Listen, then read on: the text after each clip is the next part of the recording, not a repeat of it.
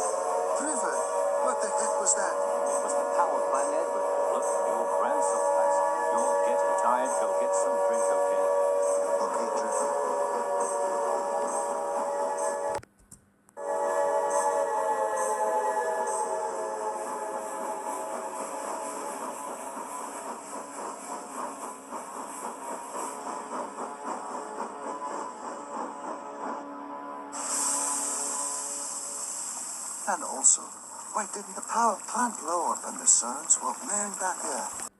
The workmen put them on, and Rena told me that they're using them in case the power plant blows. Charlie's right in ward. Well, there goes that idea. I hope the other engines don't mind.